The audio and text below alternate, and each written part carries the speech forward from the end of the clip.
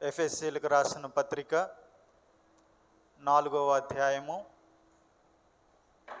3వ వచనం ఈ విధంగా వ్రాయబడి ఉన్నది. ఎఫెసీయులకు రాసిన పత్రిక చదవండి. మీరు పిలువబడిన పిలుపునకు తగినట్లుగా దీర్ఘశాంతముతో కూడిన సంపూర్ణ వినయముతోనూ సాత్వికముతోనూ నడుచుకొనవలెనని ప్రభువును బట్టి ఖైదీనైన నేను మిమ్మును బతిమాలుకొనుచున్నాను. మళ్ళా నేను చదువుతున్నాను, వినండి. మీరు పిలువబడిన పిలుపునకు తగినట్లుగా దీర్ఘశాంతముతో కూడిన సంపూర్ణ వినయముతోనూ సాత్వికముతోనూ నడుచుకొనవలనని ప్రభువును బట్టి ఖైదీనైన నేను మిమ్మును బతిమాలుకొనుచున్నాను అని వ్రాయబడి ఉంది. బహుశా ఈ వర్తమానాలు ఒకవేళ మీరు వింటూ ఉన్నట్లయితే బహుశా నేను ఇది 6వ వర్తమానంగా నేను భావిస్తూ ఉన్నాను. ఇదివరకే 5 వర్తమానాలు ఈ మాటలను బట్టి నేను వినిపిస్తూ వచ్చి ఉన్నాను. ఈ మాటలు ఒకవేళ మీరు గమనిస్తూ ఉన్నప్పుడు దీని పరిచయ మాటలుగా నేను పరిచయాన్ని కూడా నేను మీకు ఇస్తూ వచ్చి ఉన్నాను. అయితే ఈరోజు వేరే పరిచయాన్ని కూడా ఇవ్వడానికి ఇష్టపడుతూ ఉన్నాను. దయచేసి గమనించండి. ఈ ఎఫెసీయులకు రాసిన పత్రిక 2 గ్రంథాలు కలిగినటువంటి పత్రిక. ఒకవేళ మీరు ఎఫెసీయులకు రాసిన పత్రిక చదివితే 2 గ్రంథాలు చదివినటువంటి ఆలోచనలు మనకి కనిపిస్తాయి. మొట్టమొదటిది ఏంటి అనంటే, ఎఫెసీయులకు రాసినటువంటి పత్రిక 1 నుండి 3 అధ్యాయాలు ఒకవేళ మీరు చదవగలిగితే మీకు గుర్తొచ్చేటువంటిది నిర్గమకాండం గుర్తొస్తుంది. దేవుడు తన జనులను రక్షించడానికి ఏం చేశాడు అనేటువంటి విషయం, మనం ఎక్కడ ఉన్నాం, ఎక్కడ నుండి రక్షించబడ్డాం అనే విషయాన్ని మొదటి 3 అధ్యాయాల్లో చెప్తా ఉంటాడు. నిర్గమకాండంలో మనకు కనిపించేది ఏంటి అనంటే, దేవుడు ఐగుప్తు నుండి ఇశ్రాయేలీయుల్ని ఏ విధంగా బయటికి తీసుకొచ్చాడు అనేటువంటి విషయం కనిపిస్తూ ఉంది. ఐగుప్తులో ఇశ్రాయేలీయులు ఏ విధంగా ఉన్నారు అనేటువంటి విషయాన్ని ఒకవేళ మనం అర్థం చేసుకుంటే ఇక్కడ మొదటి 3 అధ్యాయాల్లో మనకు అది కనిపిస్తుంది. తర్వాత 3 అధ్యాయాల్లో మనకి కనిపించేటువంటిది ఏంటి అనంటే, దేవుడు ఏ విధంగా విమోచించాడు, విమోచించిన తర్వాత దేవుడు ఏ విధంగా ఉండమన్నాడు అనేటువంటి విషయం కనిపిస్తుంది. రక్షించబడిన తర్వాత మనం ఏ విధంగా జీవించాలి అనేటువంటి విషయం మనము ఇక్కడ చూస్తూ ఉన్నాం. ఈ విషయాలన్నీ మనకి పాత నిబంధనలో ఎక్కడ కనిపిస్తాయి అనంటే యెహోషువ గ్రంథంలో కనిపిస్తాయి. యెహోషువ గ్రంథంలో తన జనులైనటువంటి వారు ఏ విధంగా ఉండాలి అనేటువంటి ప్రతి నియమమును యెహోషువ గ్రంథంలో దేవుడు చూపిస్తూ ఉన్నాడు. ఎఫెసీయులకు రాసిన పత్రిక తర్వాత 3 అధ్యాయాలు అంటే 4, 5, 6 అధ్యాయాలు చదివితే మనకు యెహోషువ గ్రంథం గుర్తుకు వస్తూ ఉంటుంది. అయితే ఈ పత్రికలో మనం 5 భాగాలుగా మనం మాట్లాడుకుంటూ వచ్చాం. సమాధానం అనేటువంటి మాటను పట్టుకుని మాట్లాడుకుంటూ వచ్చాం. దాని తర్వాత ఐక్యత గురించి 3 ప్రసంగాలు చేశాను. దాని తర్వాత ఐక్యతను కాపాడుకున్నట్లో శ్రద్ధ లేకపోతే ఏం జరుగుద్ది అనేటువంటి విషయాన్ని కూడా మాట్లాడుతూ వచ్చాను. దాని తర్వాత సహించడం అంటే ఏమిటి, దాని తర్వాత దేవుని పిలుపునకు సంబంధించినటువంటి విషయాన్ని మాట్లాడుకుంటూ వచ్చాను. ఈరోజు మనం మాట్లాడుకోబోయే అంశం సంపూర్ణ వినయము మరియు సాత్వికము. సంపూర్ణ వినయం మరియు సాత్వికం. ఒక్కొక్క పదాన్ని నేను ఎందుకు మాట్లాడుతున్నానో తెలుసా? ఒక్కొక్క పదాన్ని నేను ఎందుకు మీకు వివరించుకుంటూ వస్తున్నానో తెలుసా? రక్షించబడినటువంటి ప్రతి ఒక్కరికి ఉండవలసినటువంటి ప్రాథమికమైనటువంటి లక్షణాలు కాబట్టి. ఇవి ఒకవేళ ఉంటే నీవు రక్షించబడిన దానికి ఒక అర్థం, పరమార్థం ఉంటుంది. ఇవి లేకపోతే, రక్షించబడినా కూడా ఇది లేకపోతే నీ యొక్క విశ్వాసపు జీవితానికి, నీ యొక్క ఆత్మీయ జీవితానికి ఏ విధమైనటువంటి ప్రయోజనం ఉండదు. అందుకనే ఈ యొక్క మాటలను బట్టి పెద్ద ప్రసంగాన్ని నేను వినిపించడానికే ముందుకు వెళ్తూ ఉన్నాను. ఈరోజు మనం నేర్చుకోబోయేటువంటి అంశం ఏంటి అనంటే సంపూర్ణ వినయం, సంపూర్ణ వినయంకి ముందుకు వెళ్ళే ముందు ఒక మాటను చెప్తాను. లేనిది ఉన్నట్లుగా చెప్తే దాన్ని డాంబికం అంటారు. లేని దాన్ని ఉన్నట్లుగా చెప్తే దాన్ని డాంబికం అంటారు, లేకపోతే గొప్ప చేసుకోవడం అని అంటారు, లేకపోతే నటించడం అని అంటారు. ఉన్నది లేనట్లుగా చెప్తే దాన్ని అబద్ధం అంటారు. కానీ ఉన్నది ఉన్నట్లుగా చెప్తే దాన్ని యథార్థత అని అంటారు. ఆలోచన చేయండి. మీ గుండెల మీద మీరు చేయి వేసుకుని యథార్థంగా ఈ మాటను చెప్పండి. నేను వినయం కలిగినటువంటి వాడిగా ఉన్నాను, నేను విధేయత కలిగినటువంటి వారిగా ఉన్నాను అనే మాట మన గుండెల మీద మనం చేయి వేసుకొని చెప్పగలుగుతామా? యథార్థంగా చెప్పలేము. దేవుని దగ్గర కానీ మనుషుల దగ్గర కానీ మనం వినయాన్ని ప్రదర్శిస్తూ ఉంటాం. మనం విధేయత కలిగినటువంటి వారిగా చూపించుకునేటువంటి ప్రయత్నం చేస్తూ ఉంటాం. దేవుని దగ్గర కానీ మనుషుల దగ్గర కానీ ఒకవేళ వినయం, విధేయత, ప్రేమ చూపించుకునేటువంటి ప్రయత్నం చేస్తే దానిని నటన అంటారు. మనుషుల దగ్గర నటిస్తే పర్లేదు, దేవుని దగ్గర కూడా అదే విధమైనటువంటి నటన జీవితాన్ని కలిగి ఉంటే మన అంత దౌర్భాగ్యవంతులు, మన అంత దరిద్రులు ప్రపంచంలో ఎవడు ఉండడం. ప్రజల దగ్గర నటించండి, మంచిదే, కానీ దేవుని దగ్గర యథార్థతగా జీవించడానికి ముందుకు వెళ్ళండి.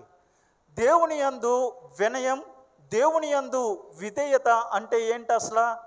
అసలు దేవుడు మనల్ని వీడు వినయం కలిగినటువంటి వాడు, ఈమె వినయం కలిగినటువంటిది, ఈమె విధేయత కలిగినటువంటిది, ఇతడు వినయం కలిగినటువంటి వాడు, విధేయత కలిగినటువంటి వాడు అని మనలో దేవుడు ఏం చూసి మనల్ని విధేయత కలిగినటువంటి వారిగా, వినయం కలిగినటువంటి వారిగా దేవుడు చూస్తాడు?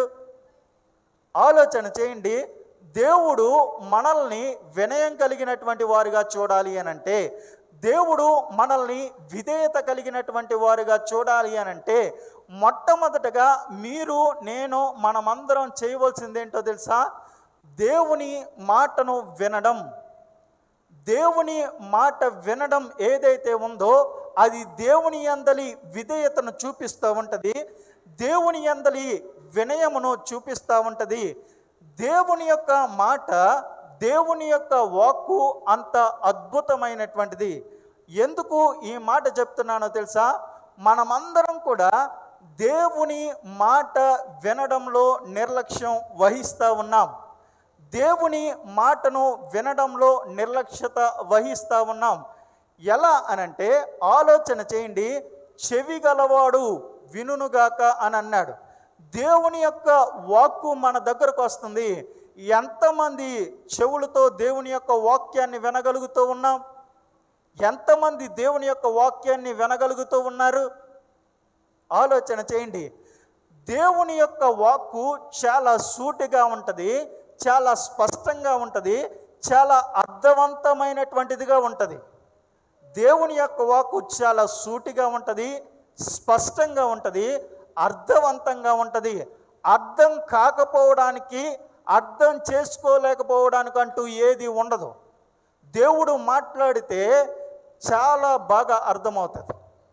అయితే దేవుడు మనతో మాట్లాడేటువంటి విధానాలు, రకరకాలైనటువంటి విధానాల్లో దేవుడు మనతో మాట్లాడుతూ ఉంటాడు. దేవుడు రకరకాలైనటువంటి సాధనాలను ఉపయోగించుకుంటూ ఉంటాడు. దేవుడు నీతో, నాతో, మనతో మాట్లాడాలి అని అనుకున్నప్పుడు చాలా సందర్భాల్లో దేవుడే నేరుగా మాట్లాడినటువంటి సందర్భాన్ని బైబిల్లో మనం చూస్తాం. అబ్రహాముతో దేవుడు నేరుగా మాట్లాడాడు. అబ్రహాము మెసొపొతేమియా అనేటువంటి ప్రాంతంలో ఉన్నప్పుడు, తన తండ్రి కులవృత్తిని చేస్తూ ఉన్నప్పుడు దేవుడు అబ్రహాముతో సూటిగా, స్పష్టంగా, డైరెక్ట్గా మాట్లాడాడు. దేవుని వాక్కు చాలా సూటిగా అబ్రహాము దగ్గరికి వెళ్ళింది. అబ్రహాముతో దేవుడు అన్నటువంటి మాట, నీవు నీ దేశాన్ని వదిలిపెట్టు, నీ ప్రజలను వదిలిపెట్టు, నీ తండ్రి ఇంటి వారిని వదిలిపెట్టు, నేను నీకు చూపించేటువంటి దేశం నీవు వెళ్తే నేను నిన్ను ఆశీర్వదిస్తాను, అనేక జనులకు నిన్ను ఆశీర్వాదకరంగా ఉంచుతాను. దేవుడు చాలా డైరెక్ట్గా మాట్లాడాడు.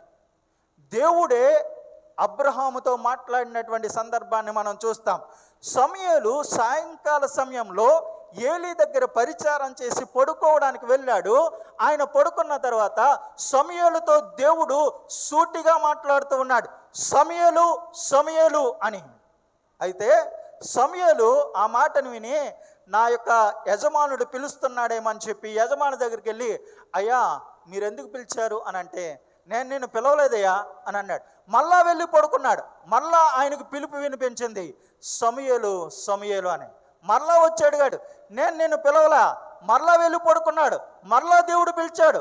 మరలా ఆయన తన యొక్క యజమానుడి దగ్గరకు వచ్చి, అయ్యా ఎందుకు పిలిచారు, కనీసం ఇప్పుడైనా చెప్పండి అని అంటే, ఏలి అర్థం చేసుకుని దేవుడు ఈయనతో మాట్లాడాలి అని అనుకుంటున్నాడు అని, ఈసారి నీకు గనక అదే స్వరం వినిపిస్తే నువ్వు అనవలసింది ఏంటో తెలుసా, అయ్యా నీ దాసుడు వినుచున్నాడు, ఆజ్ఞాపించు. నీ దాసుడు వినుచున్నాడు, ఆజ్ఞాపించు. దేవుడు చాలా సందర్భాల్లో మనతో మాట్లాడాలి అని అనుకుంటే నేరుగా ఆయనే మాట్లాడతాడు. చాలా సందర్భాల్లో దేవుడు దేవదూతలను ఉపయోగిస్తూ ఉంటాడు. యోసేపు మరియతో మాట్లాడినట్లుగా దేవుడు దేవదూతలను పంపించి తన సమాచారాన్ని మనకు చేరవేయడానికి దేవుడు ఆ యొక్క దేవదూతల్ని సాధనాలుగా ఉపయోగించుకుంటాడు. చాలా సందర్భాల్లో దేవుడు తన ప్రవక్తలను ఉపయోగించుకుంటూ ఉంటాడు. చాలా సందర్భాల్లో ఇరుగు పొరుగు వారిని ఉపయోగించుకుంటాడు. ఇప్పుడున్నటువంటి పరిస్థితుల్లో దేవుడు తన యొక్క సేవకుల ద్వారా దేవుడు మనతో మాట్లాడాలి అని అనుకుంటూ ఉన్నాడు. దేవుడు తన యొక్క సేవకుల్ని ఉపయోగించుకుని మనతో సూటిగా స్పష్టంగా దేవుడు మాట్లాడాలి అని కోరుకుంటూ ఉన్నాడు. అయితే దేవుడు మాట్లాడాలి అని అనుకుంటున్నాడు, కానీ మనం వినడానికి నిర్లక్ష్యం వహిస్తూ ఉన్నాం. ఎంత నిర్లక్ష్యం వహిస్తూ ఉన్నాము, ఎందుకు నిర్లక్ష్యం వహిస్తూ ఉన్నాము అని అంటే, దేవుని యొక్క వాక్కుకు ఉన్నటువంటి విలువ మనకు తెలియదు కాబట్టి మనం దేవుని యొక్క వాక్యానికి విలువ ఇవ్వలేకపోతున్నాం. దేవుని యొక్క వాక్యానికి ఉన్న విలువ మనకు తెలియట్లేదు కాబట్టి మనం నిర్లక్ష్యం వహిస్తూ ఉన్నాం. ఆలోచన చేయండి, నీకు నాకు మనకి దేవుని యొక్క వాక్కు విలువ తెలుసా తెలీదా? దేవుని యొక్క వాక్కు విలువ ఎట్లాంటిదో తెలుసా? నిన్నుగా మార్చేది దేవుని యొక్క వాక్యం. నిన్నుగా మార్చేది దేవుని యొక్క వాక్యం. నీవు ఒక విశ్వాసిగా నీవు ఉండాలి అనంటే నిన్ను విశ్వాసిగా మార్చింది దేవుని వాక్యం. నీవు రక్షించబడ్డావు అనంటే ఆ రక్షణకు కారణం దేవుని వాక్యం. నీ కుటుంబాన్ని నువ్వు ఎలా పోషించాలి అని నేర్పించేది దేవుని యొక్క వాక్యం. నీ కుటుంబంలో ఉన్నటువంటి పిల్లలను ఎలా పెంచాలి నేర్పించేది దేవుని యొక్క వాక్యం. నీ కుటుంబంలో ఉన్నటువంటి పిల్లలు ఎలా ఉండాలి అని నేర్పించేది దేవుని యొక్క వాక్యం. నీ యొక్క కుటుంబంలో ఉన్నటువంటి పిల్లలు ఒకవేళ దారి తప్పుతూ ఉంటే వారిని సన్మార్గంలో నడిపింప చేసేది దేవుని యొక్క వాక్యం. దేవుని యొక్క వాక్యానికి ఉన్న విలువ అది. ఈ లోకంలో ఎలా జీవించాలి నేర్పించేది వాక్యం. ఈ లోకంలో ఎలా బ్రతకాలి నేర్పించేది వాక్యం. ఈ లోకంలో ఎలా జీవిస్తే నువ్వు పరలోకం వెళ్తావు అని నేర్పించేది దేవుని యొక్క వాక్యం. ఈ లోకంలో నువ్వు ఎలా ఉండాలి నేర్పించేది దేవుని యొక్క వాక్యం. ఈ లోకంలో నాయకులకు ఏ విధంగా కట్టుబడి ఉండాలి నేర్పించేది దేవుని యొక్క వాక్యం. ఈ లోకంలో పన్నులు ఏ విధంగా కట్టాలి నేర్పించేది దేవుని యొక్క వాక్యం. ఈ లోకంలో నువ్వు ఎలా ఉండాలి సమస్తం నేర్పించేది దేవుని యొక్క వాక్యం. దేవుని యొక్క వాక్యానికి ఉన్న విలువ అదే. చాలా సందర్భాల్లో మనకి ఆ వాక్కు యొక్క విలువ తెలియని కారణం చేత మనం నిర్లక్ష్యం వహిస్తూ ఉన్నాం. దేవుని యొక్క వాక్యానికి ఉన్నటువంటి శక్తి మనకు తెలియట్లే. నువ్వు క్రైస్తవుడివే, ఎందుకు పనికిరానటువంటి క్రైస్తవుడిగా ఉండడం ఎందుకు? క్రైస్తవుడివే, దేవుని వాక్యానికి ఉన్న విలువ తెలియకపోతే ఎందుకు? నువ్వు క్రైస్తవుడివే, దేవుని వాక్యానికి ఉన్నటువంటి శక్తి నీకు తెలియకపోతే నువ్వు క్రైస్తవుడు అని చెప్పుకున్నా ఒకటే, నాస్తికుడు అని చెప్పుకున్నా ఒకటే. నీకు తెలుసా దేవుని వాక్యములో ఉన్నటువంటి శక్తి ఏంటో తెలుసా? మనిషిని మనిషిగా మార్చగలిగే గొప్ప శక్తివంతమైనటువంటి వాక్కు దేవుని యొక్క వాక్కు. మనిషిని మనిషిగా మార్చడం అనంటే మృగంగా ఉన్నటువంటి నిన్ను పరిపూర్ణమైనటువంటి మానవుడిగా మార్చగలిగేటువంటిది దేవుని యొక్క అత్యంత శక్తివంతమైనటువంటి వాక్కు. ఇంకా చెప్పనా మీకు, దేవుని వాక్కు ఎంత శక్తి కలది అంటే, దేవుని వాక్కు నీ హృదయాన్ని మార్చగలిగేటువంటి శక్తివంతమైనటువంటిది, నీ మనస్సును మార్చగలిగేటువంటి శక్తివంతమైనది, నీ బ్రతుకును మార్చగలిగేటువంటి శక్తివంతమైనటువంటిది, నీ పాపాన్ని తీసివేయగలిగేటువంటి శక్తివంతమైనటువంటి మాట, నీ బ్రతుకును బ్రతుకుగా మార్చగలిగేటువంటిది దేవుని మాట. అది శక్తివంతమైనటువంటి మాట. ఆలోచన చేయండి, దేవుని మాట యొక్క శక్తిని మన జీవితంలో మనం పొందుకున్నామా? దేవుని యొక్క వాక్ శక్తిని మనం గ్రహించగలిగామా? మన జీవితంలో మార్పు వచ్చిందా? మనం మారామా? మార్పు చెందామా? మన యొక్క మనస్సు మారిందా? మన యొక్క హృదయం మారిందా? ఒకవేళ ఇది మారకపోతే దేవుని యొక్క వాక్ శక్తి నీకు ఇంకా తెలియలేదు అని అర్థం. ఆలోచన చేయండి, దేవుని యొక్క వాక్యము సూటిగా ఉంటుంది, స్పష్టంగా ఉంటుంది. అది నీ హృదయాన్ని తాకగలిగితే నీ హృదయం మార్పు చెందుద్ది. నేనేమి మాటలతో చెప్పట్లేదు ఈ మాట. చూస్తారా, అపోస్తుల కార్యములు 2వ గ్రంథం 41వ అధ్యాయంలో మీకు కనిపిస్తూ ఉన్నటువంటిది ఎవరో తెలుసా? యేసుక్రీస్తు ప్రభులు వారు ఆయన చనిపోయి పునరుద్ధానుడై తిరిగి లేచి వెళ్ళిపోయిన తర్వాత ఆయన శిష్యుల మీదకి పరిశుద్ధాత్ముడు వస్తే వారు పరిశుద్ధాత్మతో నిండుకున్నటువంటి వారే పరిచర్య చేయడం ప్రారంభించారు, సువార్త ప్రకటించడం ప్రారంభించారు. ఆ సమయంలోనే పేతురు మొదటిగా లేచి అతి గంభీరంగా, అతి గట్టిగా ఆయన ప్రసంగించడం ప్రారంభించాడు.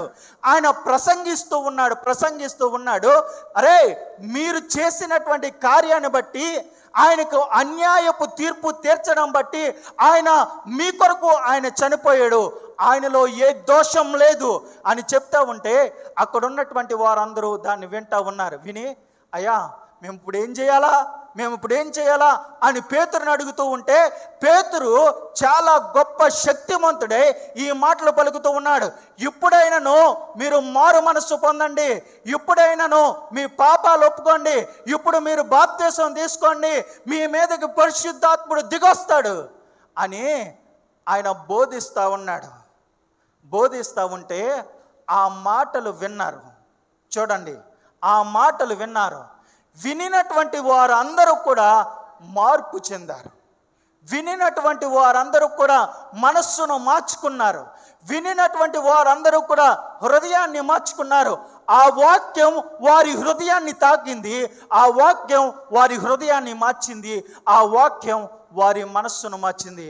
ఆ రోజు ఆ వాక్యం అత్యంత శక్తివంతమైనటువంటి ఆ వాక్కు వారికి వినిపించంగానే సుమారుగా 3,000 మంది మార్పు చెందారు. 3,000 మంది బాప్తిసం తీసుకున్నారు. ఒకటే వర్తమానం. ఆ వర్తమానంలో ఉన్నటువంటి శక్తి 3,000 మందిని మార్చగలిగింది. అది అత్యంత శక్తి కలిగిన మాట, అత్యంత శక్తి కలిగినటువంటి వాక్కు. అది మార్పు చెందిన తర్వాత, వారి హృదయాలు మారిన తర్వాత, వారి మనస్సులు మారిన తర్వాత వాళ్ళు ఏ విధంగా మార్పు చెందారో తెలుసా? ప్రపంచంలో ఎవడో మారని విధంగా వారు మారారు. ఏ విధంగా తెలుసా? వారు బాప్తిసం పొందిన తర్వాత వారు సంపాదించినటువంటి ఆస్తిని,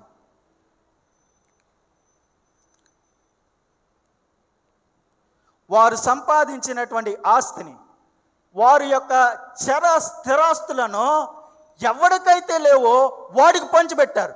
ప్రపంచంలో ఎవడో చేయలేడు. నువ్వు ఎంత గొప్ప విశ్వాసమైనా ₹1 కూడా తీయో. కానీ 3,000 మంది చేసింది ఏంటో తెలుసా? వారు మార్పు చెందాము, మా హృదయాలు మారాయి, మా బ్రతుకులు మారాయి. దానికి ప్రతిఫలంగా వారి జీవితాలు ఏ విధంగా మార్పు చెందాయో తెలుసా? వారు దేవునికి విధేయులుగా జీవించడానికి, దేవుని పోలినటువంటి బ్రతుకులు బ్రతకడానికి వారు ముందుకొచ్చారు. వారికి ఉన్నటువంటి ఆస్తిపాస్తులన్నీ కూడా అక్కరగా ఉన్నటువంటి వారందరికీ పంచిపెట్టి ప్రతిరోజు దేవుని మందిరంలోకి వెళ్ళి ఏక మనస్సు కలిగి ప్రార్థన చేస్తూ దేవుణ్ణి ఆరాధిస్తూ విధేయత కలిగినటువంటి వారుగా నిలబడ్డారు. వారిని మార్చింది ఏంటండి? వారిని మార్చింది ఏంటి? వారి హృదయాలను మార్చిందేంటి? వారి మనస్సును మార్చింది ఏంటి అని అంటే అత్యంత శక్తి కలిగిన దేవుని వాక్కు. ఇంకొక విషయం చెప్పమంటారా? 14:16లో ఉంటుంది. లూదియా అనేటువంటి స్త్రీ, ఆమె ఓదారంగు ఓదారంగును అమ్ముతూ తన యొక్క జీవనాన్ని కొనసాగిస్తున్నటువంటి ఆమె, పౌలు మాట్లాడుతుంటే ఆమె వింటూ ఉన్నది. దేవుడు ఏం చేశాడో తెలుసా? తన హృదయాన్ని తెరిచాడు. హృదయం తెరవబడింది. జీవితం మార్పు చెందింది. ఎలా మారింది? మారడానికి గల కారణం ఏంటి అని అంటే దేవుడు తన యొక్క వాక్కు ద్వారా తన హృదయాన్ని సంధించాడు. తన హృదయం తెరుచుకున్నది. దేవుని వాక్కు తన హృదయంలోనికి వెళ్ళింది. అది పనిచేసింది. అందును బట్టి ఆమె మారగలిగింది.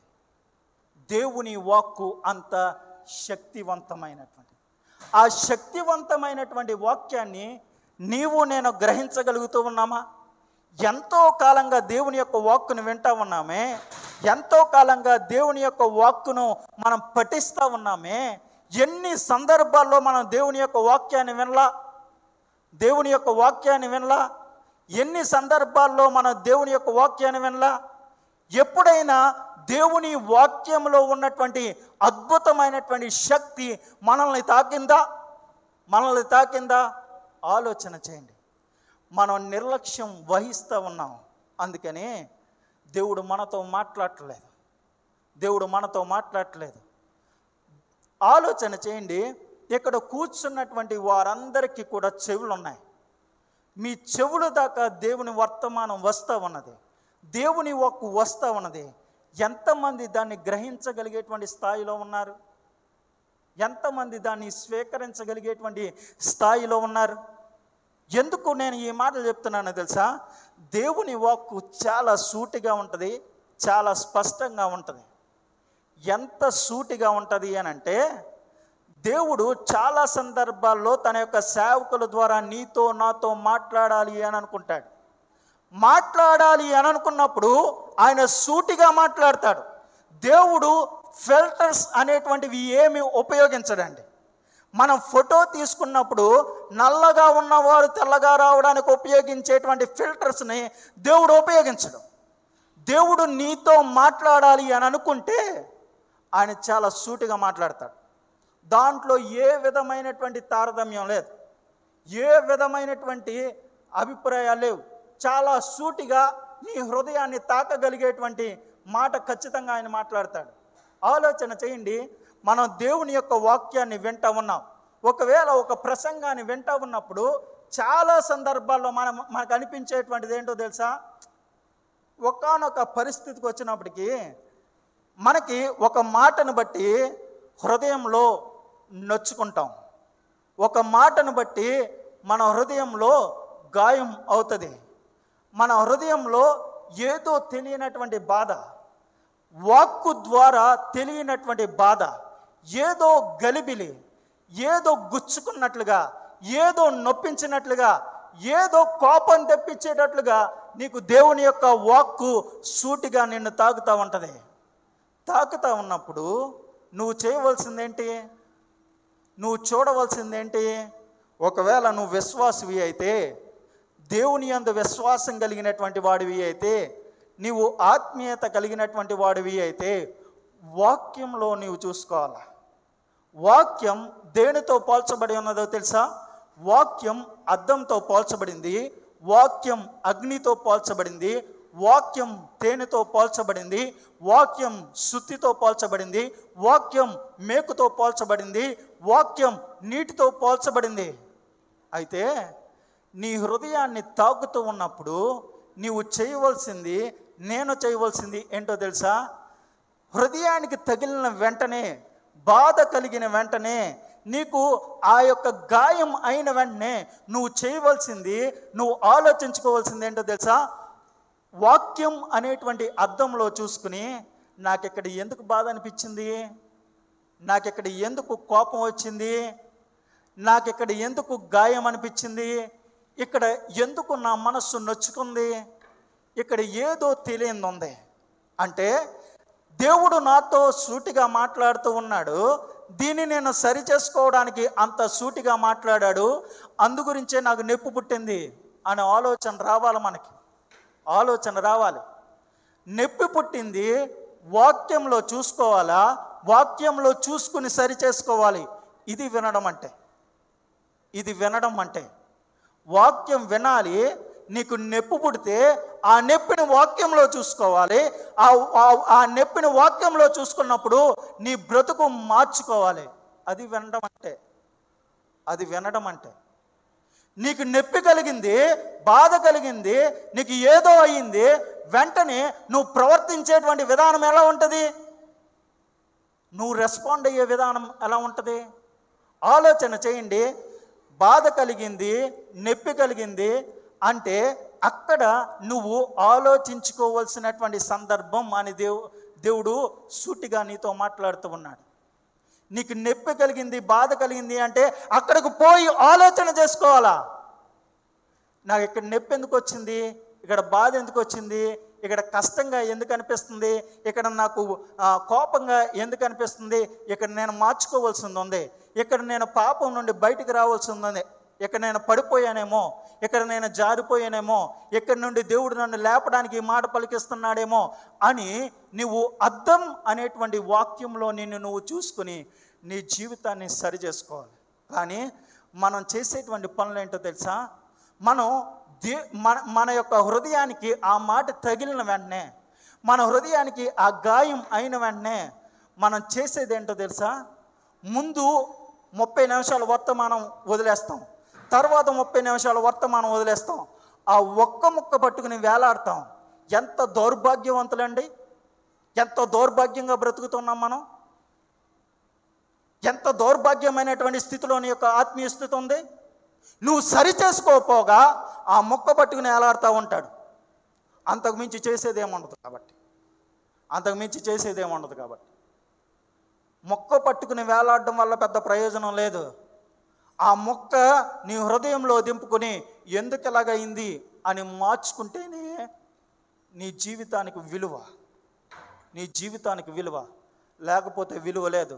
నువ్వు 60 సంవత్సరాల క్రైస్తవుడివైనా పనికి మాలిన క్రైస్తవుడివే, అంతకు మించి చెప్పేదేం లేదు. ఎందుకు నేను ఈ మాటలు మాట్లాడుతున్నాను తెలుసా? వాక్యం అనేటువంటి అర్థంలో ఖచ్చితంగా మనల్ని మనం చూసుకోవాలి. వాక్యంలో చూసుకుంటే వాక్యం మనల్ని సరిచేస్తుంది. వాక్యం మన జీవితానికి మార్గాన్ని చూపిస్తూ ఉంటుంది. ఎందుకు ఈ మాట నేను పలుకుతూ ఉన్నాను అనంటే, చాలా సందర్భాల్లో ఒకవేళ వర్తమానాన్ని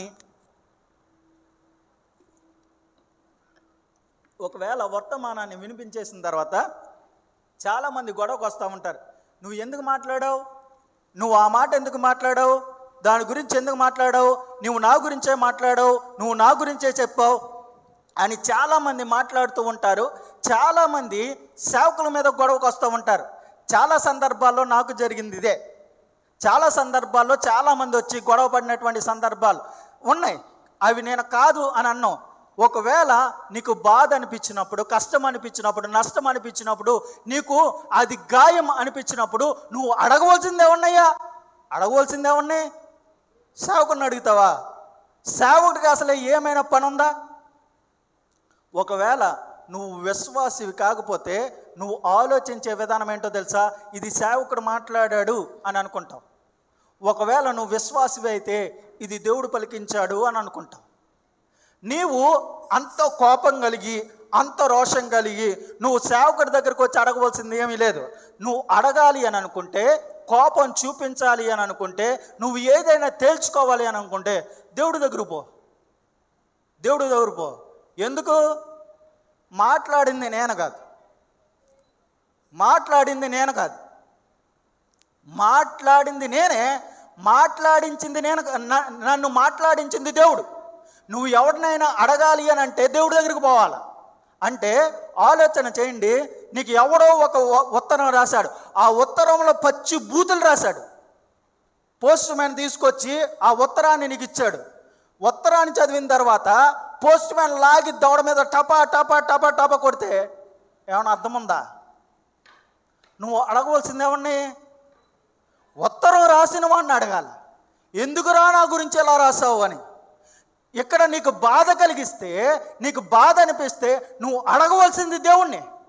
దేవుడి దగ్గరికి వెళ్తే నీ ప్రతి దాన్ని తీసేస్తాడా. మనం చేసేది ఏంటో తెలుసా? సేవకుడి దగ్గర ప్రతాపాన్ని చూపించేటువంటి ప్రయత్నం చేస్తాం. దేవుని వాక్కుకున్నటువంటి శక్తి అలాంటిది. దేవుడు ఒకే వర్తమానాన్ని రకరకాలుగా దేవుడు ఫలింపజేస్తూ ఉంటాడు. రకరకాల వ్యక్తులతో రకరకాలైనటువంటి పద్ధతుల్లో మాట్లాడుతూ ఉంటాడు. నేను ఒకే వర్తమానాన్ని 3 చోట్ల వినిపించా. ఒకే వర్తమానాన్ని 3 చోట్ల వినిపించా. నా జీవితంలో ఎప్పుడు చేయలేనిది అదే. 3 చోట్ల ఒకటే వర్తమానాన్ని చెప్పా.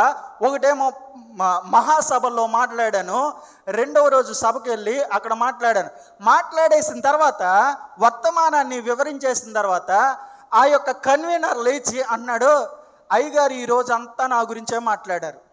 నా కుటుంబంలో ఏం జరుగుతుందో, నా కుటుంబంలో ఎలా గొడవ పడతా ఉన్నామో, నా భార్య నన్ను ఏ విధంగా తిడుతుందో, నా పిల్లలు ఏ విధంగా ఉన్నారో అంతా కూడా నా కుటుంబం గురించే చెప్పాడు అని అన్నాడు ఆయన. నాకు ఒక్కసారిగా అనిపించింది, ఈయన మళ్ళీ నన్ను రెండోసారి పిలవడం. అక్కడ వారికి అర్థమైంది ఏంటో తెలుసా? నా కుటుంబం ఎలాంటి పరిస్థితుల్లో ఉంది అని అక్కడ వర్తమానం చెప్తే అక్కడ వర్తమానం ఆ విధంగా అర్థమైంది. దాని తర్వాత ఇంకొక మందిరంలో ఈ మాట చెప్తా ఉంటే చాలామంది నా దగ్గరకు వచ్చి అన్నటువంటి మాట, అయ్యగారు మీరు మాట్లాడింది మా జీవితంలో జరుగుతూ ఉందండి. మా ఇంట్లో సమాధానం లేదండి, మా ఇంట్లో ఐక్యత లేదండి, మా పిల్లల మధ్యలో ఐక్యత లేదండి, మా యొక్క కుటుంబ యజమానితో నాకు ఐక్యత లేదండి, సమాధానం లేదండి అని చెప్పినటువంటి వారు చాలామంది ఉన్నారు. ఇంకొక చోట చెప్పా, అక్కడ తీసుకున్న విధానం నాకు చాలా విచిత్రంగా అనిపించింది. అందరూ విద్యావంతులే, అందరూ తెలివైన వాళ్ళే, కానీ తీసుకునేటువంటి విధానంలో ఎంత మార్పు అంటే ఆ 2 చోట్ల తీసుకున్నటువంటి భిన్నంగా మూడో మందిరానికి వెళ్ళి చెప్పినప్పుడు విభిన్నంగా తీసుకున్నారు. వారికి ఏ విధంగా అర్థమైందో నాకు తెలియదు, కానీ విభిన్నంగా తీసుకున్నారు. నీవు ఎప్పుడైనా సరే దేవుని యొక్క వాక్యాన్ని నువ్వు వింటా ఉన్నప్పుడు దేవుని యొక్క వాక్యాన్ని వాక్యంగా వినడం కాదు, దేవుని యొక్క వాక్యాన్ని వినడంగా కాదు, వాక్యంలో ఉన్నటువంటి సారాన్ని, వాక్యంలో ఉన్నటువంటి అర్థాన్ని, వాక్యంలో ఉన్నటువంటి పరమార్థాన్ని నువ్వు గనక గుర్తించగలిగితే, నువ్వు గనక తెలుసుకోగలిగితే అది దేవుని యొక్క వాక్యం వినడం అనంటే. దేవుని వాక్కు నీ జీవితంలో ఫలించాలి అనంటే, దేవుని వాక్కు నీ జీవితంలో అది ఫలభరితంగా ఉండాలి అనంటే వాక్యం లోతుల్లోనికి పోవాలి. వాక్య సారం ఏంటో నువ్వు తెలుసుకోవాలి. వాక్యంలో అర్థం పరమార్థం నువ్వు గ్రహించగలిగితేనే వాక్యానికి విలువ ఇవ్వగలుగుతావు, వాక్యంలో ఉన్నటువంటి శక్తిని నువ్వు తెలుసుకోగలుగుతావు. ఆలోచన చేయండి, ఇక్కడ కూర్చున్నటువంటి వారందరూ కూడా దేవుని మందిరానికి ఇచ్చేటువంటి విలువ దేవుని యొక్క వాక్యానికి ఇవ్వలేకపోతూ ఉన్నారు. దేవుని మందిరానికి ఇచ్చే విలువ దేవుని వాక్యానికి ఇవ్వలేకపోతున్నారు. మీరు ఇక్కడికి అందరికి వచ్చి కూర్చున్నారు కదా, లోపలికి ఎందుకు చెప్పులు వేసుకుని రాలేదు? మీరు ఎందుకు చెప్పులు వేసుకుని రాలేదు చెప్పండి.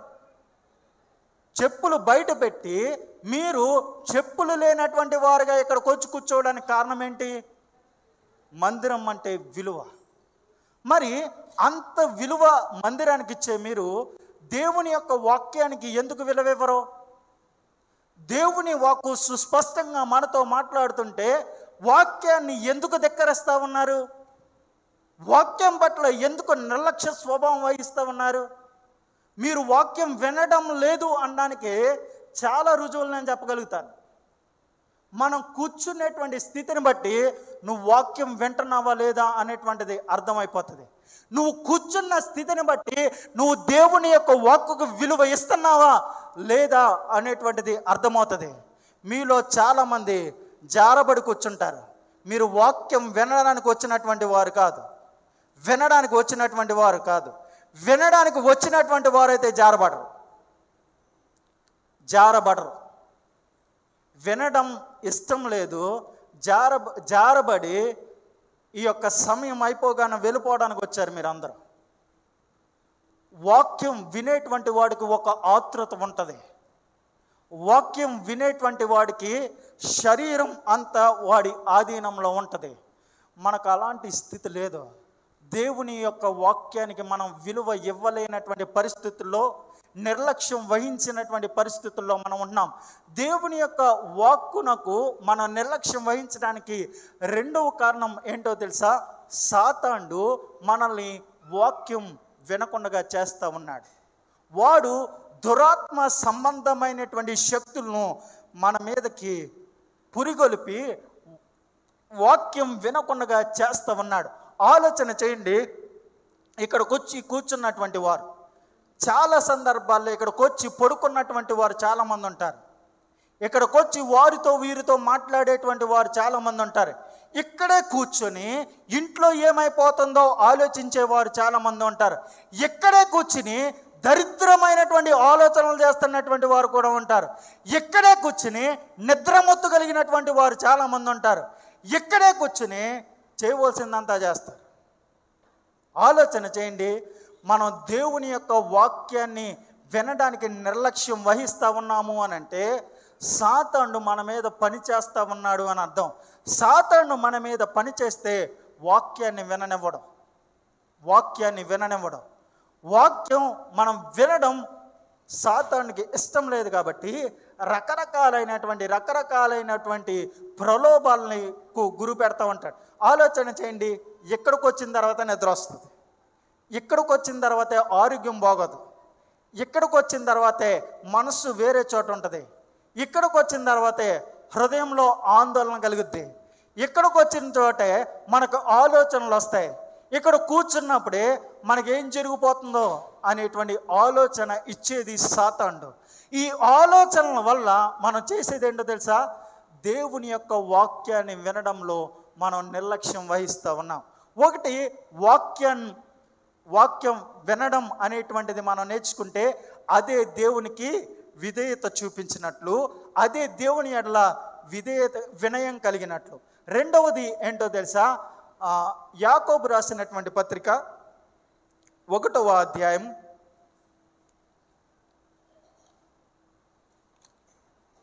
22వ వచనం రాయబడి ఉంటుంది. చదవండి. యాకోబు రాసిన పత్రిక 1వ అధ్యాయం, మీరు వినువారు మాత్రమే యుండి మిమ్ములు మీరు మోసపుచ్చుకొనకుండా వాక్య ప్రకారము ప్రవర్తించువారే యుండుడి. ఏంటంట? ఒకటి, ఆలోచన చేయండి. దేవుడు మనల్ని విధేయత కలిగినటువంటి వారిగా లెక్కించాలి అని అంటే, దేవుడు మనల్ని వినయము కలిగినటువంటి వారిగా లెక్కించాలి అని అంటే, మొదటగా మనం చేయవలసింది దేవుని యొక్క వాక్కును వినడం. ఇది మొదటిదైతే, రెండవది మీరు వినువారే మాత్రమే ఉండకుండా మిమ్మల్ని మీరు మోసపుచ్చుకోకుండా మీరు చేయవలసిందేంటి? వాక్యానికి తగినట్లుగా మనం ప్రవర్తించాలి. ఆలోచన చేయండి. అబ్రహామును దేవుడు పిలిచాడు. పిలిచినట్టుగా ఉండిపోయాడు అబ్రహామును మెసొపొతేమియా అనేటువంటి ప్రాంతంలో ఉన్నప్పుడు దేవుడు పిలిచాడు. అయ్యా, నీ దోషాన్ని వదిలిపెట్టు, నీ తండ్రి ఇంటి వారిని వదిలిపెట్టు, నీకున్నటువంటి యావదాస్తిని వదిలిపెట్టి నేను నీకు చూపించేటువంటి దేశం వెళ్తే నేను నిన్ను ఆశీర్వదిస్తాను అని దేవుడు మాట్లాడంగానే అబ్రహాం చేసింది ఏంటో తెలుసా? యెహోవా అతనితో చెప్పిన ప్రకారము అబ్రహాము వెళ్ళాను. 12వ అధ్యాయం 4వ వచనం, ఆదికాండం 12:4లో ఉంటుంది. మీరు తీయనవసరం లేదు, నేను చెప్తాను. యెహోవా అతనితో చెప్పిన ప్రకారం అబ్రహాము వెళ్ళాడు. అబ్రహాముకు ఎలా వెళ్ళాలో తెలియదు. దేవుడు చూపించే దేశం ఎక్కడ ఉంటుందో అబ్రహాముకు తెలియదు. ఎలా వెళ్ళాలో తెలియదు, ఎటు వెళ్ళాలో తెలియదు, ఎక్కడికి వెళ్ళాలో తెలియదు, ఎటు నడవాలో తెలియదు, ఎటు ప్రయాణించాలో తెలియదు కానీ దేవుడు చెప్పాడు నేను వెళ్ళాలి, నేను నడవాలి అని అనుకున్నాడు. నడవడం ప్రారంభించాడు. ఆయన వెళ్ళడం ప్రారంభించాడు. ఆ యొక్క ప్రయాణంలో చాలా సందర్భాల్లో కష్టాలు వచ్చినాయి, నష్టాలు వచ్చినాయి, ఇబ్బందులు వచ్చినాయి, ఇరుకులు వచ్చినాయి, బాధలు వచ్చినాయి. అన్ని వాటిని ఆయన అధిగమించి దేవుడు చూపించేటువంటి దేశానికి ఆయన ప్రయాణమైతూ పోయాడు. ఆయన దేవుడు చెప్పిన మాటని విన్నాడు, ఆ మాట ప్రకారం చేశాడు. కాబట్టి అబ్రహాము తన జీవితంలో ఆశీర్వాదాన్ని చూడగలిగాడు. అబ్రహాము గనక వెళ్ళకపోతే దేవుడు ఇచ్చినటువంటి ఆశీర్వాదాన్ని అబ్రహాము జీవితంలో చూసేవాడే కాదు. నీ కుటుంబాన్ని నేను ఆశీర్వదిస్తాను, నిన్ను అనేక జనులకు ఆశీర్వాదంగా ఉంచుతాను. ఈ వాగ్దానం అబ్రహాము ఒకవేళ వెళ్ళకపోతే అబ్రహాము జీవితంలో నెరవేరేది కాదు. కానీ అబ్రహాము వెళ్ళడానికి, నడవడానికి ఇష్టపడ్డాడు కాబట్టి తన జీవితంలో దేవుని యొక్క ఆశీర్వాదాన్ని పొందుకోగలిగాడు. యోసేపును దేవుడు ఎలా ఉండమన్నాడో తెలుసా? పవిత్రంగా ఉండమన్నాడు. అబ్రహామునేమో వెళ్ళమన్నాడు, యోసేపునేమో ఉండమన్నాడు. ఎలా ఉండమన్నాడు? పవిత్రంగా ఉండమన్నాడు. ఆ పవిత్రతను కోల్పోవడానికి రకరకాలైనటువంటి కారణాలు వచ్చాయి, రకరకాలైనటువంటి సందర్భాలు వచ్చాయి. పాపములో పడిపోయేటువంటి పరిస్థితి వచ్చింది. చివరాఖరికి చాలా శోధనలు ఎదుర్కొన్నాడు, ఇబ్బందులను ఎదుర్కొన్నాడు, కష్టాలను ఎదుర్కొన్నాడు, నష్టాలను భరించాడు. ఇవి ఏమి భరించకపోతే ఒకవేళ ఆ పాపానికి కానీ యోసేపు లోబడితే యోసేపు జీవితం అద్భుతంగా ఉండేటువంటిది. కానీ దేవుని మాట ప్రకారం, దేవుని చిత్త ప్రకారం దేవుని మాటకు కట్టుబడ్డాడు, దేవుని మాటను విన్నాడు. తన యొక్క జీవితంలో పరిశుద్ధతను కాపాడుకొనుట్లో ఆయన ప్రయాసపడ్డాడు. ఎలా ఉండమన్నాడో దేవుడు, యోసేపు అలా ఉన్నాడు. కాబట్టి యోసేపును దేవుడు చెరసాలలో నుండి బయటికి తీసుకొచ్చి యోసేపును ప్రధానమంత్రిని చేశాడు. అన్య దేశంలో, అన్య ప్రజల మధ్య ఆయన్ని ఉన్నతమైనటువంటి స్థితిలోనికి దేవుడు నడిపించాడు. ఒకటి వెళ్ళమన్నాడు, వెళ్ళాడు, ఆశీర్వాదాన్ని పొందాడు. ఒకడిని ఉండమన్నాడు, ఉన్నాడు, ఆశీర్వాదాన్ని పొందాడు. ఇంకొకడున్నాడు, చెయ్యమన్నాడు, చేయలా. దేవుడు చెయ్యమని ఆజ్ఞాపించాడు, చేయలే. సౌలును దేవుడు అన్నాడు అమాలేకీయులను అందరినీ చంపేసేయి అని అంటే అందరినీ చంపాడు. కానీ కొంతమందిని వదిలిపెట్టాడు. రాజును వదిలిపెట్టాడు, కొన్ని పశువులను వదిలిపెట్టాడు. బాగా బలిష్టంగా ఉన్నటువంటి వాటినన్నింటినీ తీసుకొచ్చి తన దగ్గర పెట్టుకున్న తర్వాత దేవుడు అంటున్నటువంటి మాట ఏంటో తెలుసా? దేవుడు ఏమంటున్నాడు చెప్పండి?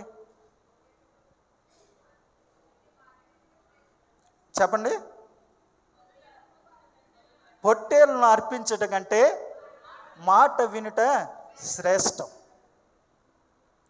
పొట్టేలను అర్పించుట కంటే మాట వినుట శ్రేష్టం. ఎంత అద్భుతంగా మాట్లాడాడు. నువ్వు దేవుని మాటకు విధేయత చూపించలేదయ్యా, అందుకు నీకు జరిగేదేంటో తెలుసా? నిన్ను ఎవరి మీద అయితే రాజుని చేశానో వారి మీద నుండి నిన్ను రాజుగా నేను తొలగిస్తా ఉన్నాను. ఆ రాజ్య సింహాసనాన్ని నీ దగ్గర నుంచి నేను తీసివేస్తున్నాను. ఇప్పటిదాకా నీలో పనిచేసినటువంటి ఆత్మ ఏదైతే ఉన్నదో ఆ ఆత్మ వెళ్ళిపోద్ది, నీలో దురాత్మ చేరిద్ది. చివరాఖరికి అతని జీవితం ఎలాగా అయిపోయిందో తెలుసా? చివరాఖరికి అనామకుని యొక్క చేతిలో చచ్చిపోయాడు సౌలు. దేవుడు వెళ్ళమన్నాడు, వెళ్ళాడు. అబ్రహాం ఆశీర్వదించబడ్డాడు. దేవుడు ఉండమన్నాడు, యోసేపును ఉన్నాడు, ఆశీర్వదించబడ్డాడు.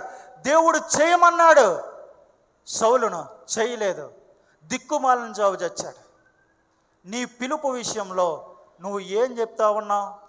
దేవుడు నిన్ను ఎలా నడవమన్నాడు, దేవుడు నిన్ను ఎలా ఉండమన్నాడు, ఎలా దేవుడు నిన్ను ఉండమంటున్నాడో అలా ఉండకుండా నువ్వు సాకులు చెప్తే నీలో కలిగేది అపవిత్రాత్మ, నీలో కలిగేది సౌలుకి ఏదైతే గతి పట్టిందో నీకు అదే గతి పడుతుంది. మూడవది నేను చెప్పి ముగించడానికి ఇష్టపడుతూ ఉన్నాను. ఒకటి, దేవుని మాట వినడమే దేవుని ఎడల విధేయత చూపించడం, దేవుని ఎడల సంపూర్ణ వినయం అనేటువంటిది చూపించడం. ఇది మొదటిది. రెండవది, దేవుని మాట వినడమే కాదు, దేవుని మాట ప్రకారం చేయడమే దేవుని ఎడల విధేయత చూపించడం, దేవుని ఎడల సంపూర్ణ వినయాన్ని కనపరచడం. మూడవది, నీవు దేవునిలో ఏమై ఉన్నావో అదే దేవుని ఎడల విధేయత అనేటువంటిది. నీవు దేవునిలో ఏమై ఉన్నావు, నీవు దేవునిలో ఏమై ఉన్నావు, దాన్ని బట్టే నువ్వు దేవుని ఎడల ఎంత విధేయత కలిగినటువంటి వాడివి, ఎంత వినయం కలిగినటువంటి వాడివి అనేటువంటిది చెప్పుద్ది. ఆలోచన చేయండి. పౌలు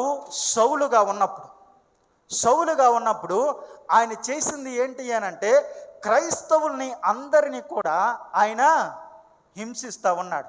క్రైస్తవుల్ని అందరినీ బాధ పెట్టాడు, క్రైస్తవుల్ని చంపాడు, క్రైస్తవుల్ని హింసించాడు. ఆయన సౌలుగా ఉన్నప్పుడు క్రీస్తు విరోధి అలా బ్రతుకుతూ ఉన్నాడు. క్రైస్తవుల్ని హింసించాలి అని చెప్పి రాజుగారి దగ్గర నుంచి తాకీదులు తెచ్చుకున్నాడు, వారిని చంపడానికి తాకీదులు తెచ్చుకున్నాడు. అనేక మందికి చావునకు కారణం సౌలు. దేవునికి విరోధి, క్రీస్తుకు విరోధగా బ్రతికాడు ఆయన. కానీ ఆయనే దమస్కు మార్గంలో వెళ్తా ఉన్నప్పుడు క్రైస్తవులు, అక్కడ ఉన్నటువంటి క్రైస్తవుల్ని హింసించడానికి గుర్రం మీద, రథముల మీద ప్రయాణమై వెళ్తూ ఉన్నప్పుడు కరెక్ట్గా దమస్కు అనేటువంటి మార్గం రాగానే దేవుడు ఆయన్ని పలకరించాడు. దేవుడు సూటిగా మాట్లాడడం ప్రారంభించాడు. దేవుడు స్పష్టంగా మాట్లాడడం ప్రారంభించాడు. ఆ యొక్క గుర్రం మీద నుంచి కింద పడ్డాడు. కొళ్ళు కనిపించటం లేదు. కనిపించకపోతే అప్పుడు, అయ్యా నువ్వు ఎవరు అని సౌలు అంటే, దేవుడు అంటున్నాడు, నీవు హింసించుచున్న క్రీస్తుని నేను అని అంటే, ప్రభువా నీవు నిజమైనటువంటి దేవుడు, నేను నిన్ను అంగీకరిస్తా ఉన్నాను అని చెప్పి అప్పుడు మార్పు చెందినటువంటి వాడు. ముందు క్రీస్తు విరోధిగా ఉన్నటువంటి వాడు క్రీస్తును అంగీకరించినటువంటి స్థితిలోనికి వచ్చాడు. అంగీకరించిన తర్వాత సౌలు పౌలుగా మారిన తర్వాత ఆయన పరిచర్య ఎంత ఉద్రిక్తంగా చేశాడు అని అంటే, ఏ ఒక్క నిమిషం ఖాళీగా లేడు, ఏ ఒక్క సెకండ్ ఖాళీగా లేడు. ఆయన రాజ్య వ్యాప్తి కొరకు ఎలా ప్రసంగించాలో, ఎలా సువార్తను ప్రకటించాలో ఆ విధంగా సువార్తను ప్రకటిస్తూ వచ్చాడు. చివరాఖరికి క్రీస్తు విరోధిగా ఉన్నాడు, క్రీస్తు సాక్షిగా మొదలైన జీవితం తర్వాత ఎక్కడికి వెళ్ళిందో తెలుసా? అపోస్తులుడిగా మారాడు. అంటే ఆయన శిష్యులకు లేనటువంటి స్థితి ఎవరికి వచ్చింది? క్రీస్తు విరోధిగా ఒకనాడు బ్రతికినటువంటి పౌలుకు వచ్చింది. 1వ అధ్యాయంలో ఆయన ఏమంటున్నాడో తెలుసా? నేను అపోస్తులుడను అని అడ్రస్ చేస్తూ ఉన్నాడు. నేను అపోస్తులుడను, క్రీస్తులో నేను అపోస్తులుడిగా ఉన్నాను. ఇదే 4వ అధ్యాయం 3వ వచనం చివరి వచనం చూస్తే మీకు అర్థమయ్యేదేంటో తెలుసా? చూడండి, సంపూర్ణ వినయంతోనూ సాత్వికంతోనూ నడుచుకొనవలనని ప్రభువును బట్టి ఖైదీని అంటున్నాడు. ఏంటంట? ముందు క్రీస్తు విరోధి, దాని తర్వాత క్రీస్తు సాక్షి, దాని తర్వాత అపోస్తులుడు, దాని తర్వాత ఖైదీ. ఆయన ఖైదీ ఎందుకు అయ్యాడు? ఎవరు అవ్వమంటే అవ్వాడు? దేని గురించి అయ్యాడో తెలుసా? ఆయన ఖైదీ సువార్త ప్రకటించడం వల్ల ఆయన తీసుకొచ్చి జైలు వేశారు. నేను క్రీస్తుని బట్టి ఖైదీని. ఇది నా బ్రతుకు.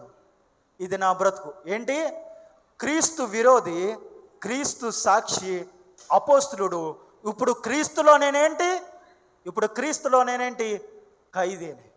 ఖైదీని. ఆయన చెప్పుకుంటూ ఉన్నాడు, ఇదయ్యా నా ప్రస్తుత పరిస్థితి, నేను దేవుని బట్టి ఖైదీని, క్రీస్తు కొరకు నేను ఖైదీనయ్యా, క్రీస్తు కొరకు నేను చచ్చిపోతానయ్యా. ఇది నా సాక్ష్యం. ఈ సాక్ష్యం మీలో ఎంతమంది చెప్పగలుగుతూ ఉన్నారు? ఈ సాక్ష్యాన్ని మీలో ఎంతమంది పంచుకోగలుగుతూ ఉన్నారు? ఆలోచన చేయండి. ప్రస్తుతం నా స్థితి ఇది అని నువ్వు చెప్పగలిగేటువంటి స్థితి నీకు ఉందా?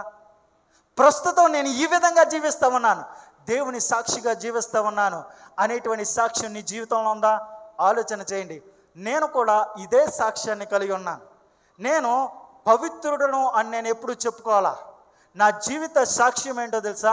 నేను యవ్వన కాలంలో చెయ్యనటువంటి పనులేమి లేవు, అన్నీ చేశా.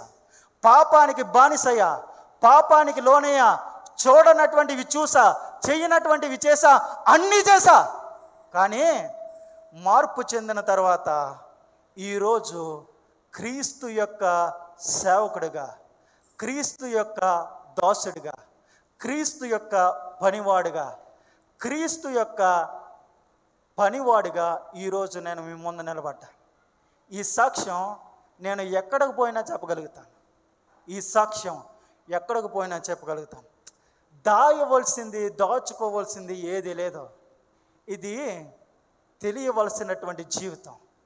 దేవుడు నన్ను మార్చిన జీవితం, దేవుడు నా బ్రతుకును మార్చిన జీవితం, దేవుడు తన సాక్షికై నన్ను నిలబెట్టుకున్నటువంటి జీవితం ఇదే. దేవుని దగ్గర ఎందుకు దాస్తా? ప్రజల దగ్గర ఎందుకు దాయాలా? చాలా సందర్భాల్లో మనం అనుకునేది, నేను చాలా పరిశుద్ధంగా బ్రతుకుతున్నాను అని అనుకుంటాం. కానీ నిజ జీవితంలో మనంత దరిద్రంగా బ్రతికినటువంటి వాడు ప్రపంచంలో ఎవడు ఉండడు. కానీ మనం అలా కనిపించేటువంటి ప్రయత్నం చేస్తే మనం మనల్ని నష్టపరుచుకుంటాం. ఆలోచన చేయండి. క్రీస్తుని బట్టి, క్రీస్తు పనివాడిని నేను, మీరేమై ఉన్నారు? క్రీస్తుని బట్టి మీరేమై ఉన్నారు? ఆలోచన చేయండి. వాక్య ప్రకారం నడవండి. దేవుని యొక్క వాక్శక్తిని గమనించి, వాక్యంలో ఉన్నటువంటి గొప్ప విలువను కనుగొని వాక్యానుసారంగా నడవాలని తెలియజేస్తూ నా మాటలు నేను ముగిస్తూ ఉన్నాను. దేవుడి ఈ మాటలు మన ఇంట్లో దీవించి ఆశీర్వదించి నడిపించునుగాక. ఆమేన్.